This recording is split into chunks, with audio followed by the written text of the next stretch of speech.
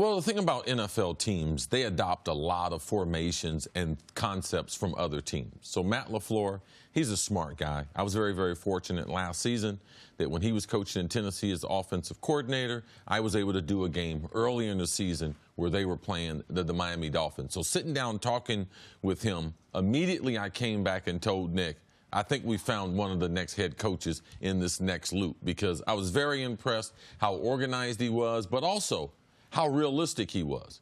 He knew he didn't have the personnel to run a Sean McVay, a Kyle Shanahan, guys who've had influence on his coaching. So he said, I'm going to work with the personnel I have.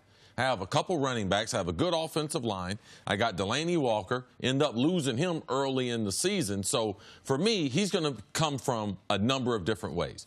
Through free agency, we know the front office, they help support Aaron Rodgers by building up their defense. But also, Mercedes Lewis came over as a tight end, so you can expect offensively they're going to play two tight ends more so than they have before. Also in the third round, they drafted a guy, Jay Sternberger, from Texas A&M. Scored 10 touchdowns last year in the SEC, because that's one of the areas where Aaron Rodgers and the Packers can get better. So we talked about earlier in the week, Nick, around NFL training camps, teams are playing more tight ends, so you can expect Matt LaFleur to do that. But his overall development, he's got to develop two players. And he's got to be able to develop the running back, Aaron Jones, to be able to have a constant running attack, and he's got to be able to develop another wide receiver. And is it Marquez Valdez-Scantling? Is he the next guy?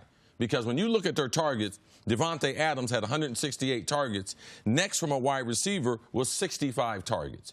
You can't have that type of disparity, because defenses will tilt, take Devontae Adams out of it, and be able to lean and give Aaron Rodgers the other things. So I expect Matt LaFleur, don't look at necessarily what happened in Tennessee. Look for this to be a combination of the stuff that Aaron Rodgers did before, do some motion, get in and out of 3 tight ends, 2 tight ends, 1 tight end, 3 receivers, but ultimately support Aaron Rodgers, give him some help, so at the end of the game, Aaron Rodgers can be spectacular. And when Chris mentions the tight ends, just to remind the audience, and they still, of course, have Jimmy Graham. So that Jimmy Graham plus Mercedes Lewis, or Jimmy Graham plus Jay Sternberger, the guy they drafted, the ability to do the 2 tight end set, which you're saying from talking to people around training camps is becoming more in vogue potentially in the NFL this season. There was a really interesting Aaron Rodgers quote earlier this week that didn't get near the attention some other Aaron Rodgers quotes did, because it was so positive about the head coach, which was,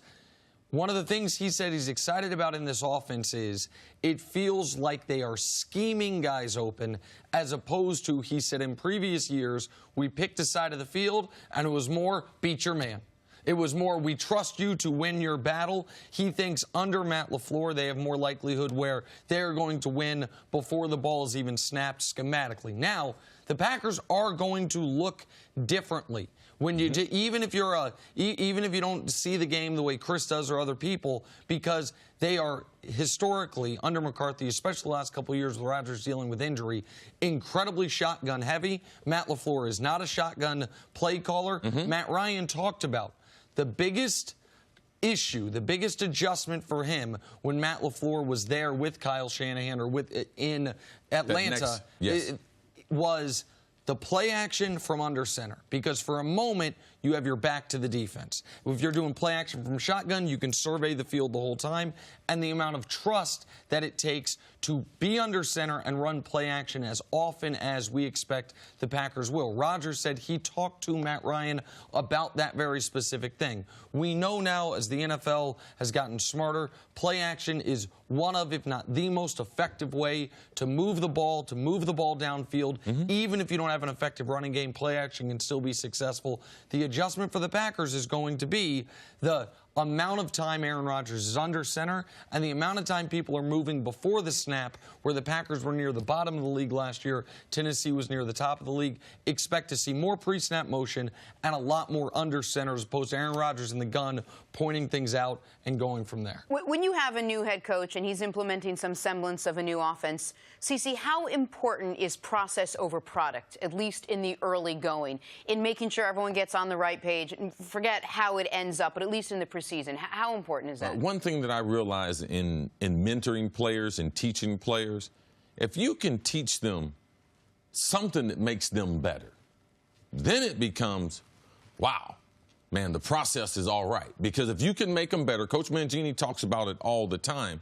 He talks about the ability to make a player. If you want to get a player's attention, make him better. So I think that all players, if you show them something new, if you show them that, you know something, Aaron, this guy right here, this tight end, I'm going to go this formation. This tight end is going to be open if they play cover 3. That process, as far as teaching, to me, is more important. It's just as important as ability. Because now Aaron Rodgers will dive into that because he's got a tremendous amount of confidence in their front office. He believes that Matt LaFleur is the guy.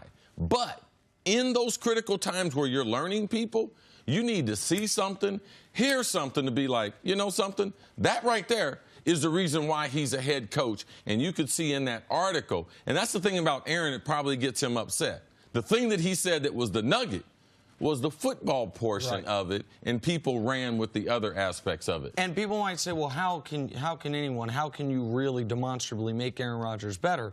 I'll tell you how Aaron Rodgers can be better.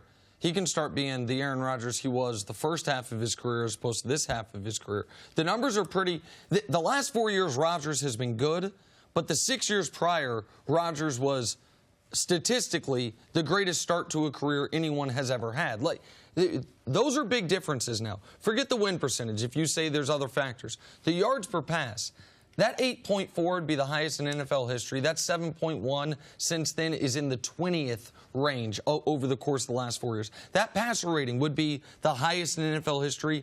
That 98 is good, but not great. And, of course, the 2 missed playoff appearances the last 4 years. So Rodgers knows he needs to be able to tap back into the Aaron Rodgers that we haven't seen. That 6-year window that was on the left column, that ended with that devastating conference championship game loss to the Seattle Seahawks. In those 6 years, he won 2 MVPs. They won a Super Bowl. They came this close to another Super Bowl. They haven't had that level of success as a team or individually. So for Rodgers, some of it is, how can Matt LaFleur help me get back to being the quarterback that I was? That wasn't one of the best quarterbacks in football. It was far and away the best quarterback in football. That's what we're going to see if in 2019 he can do.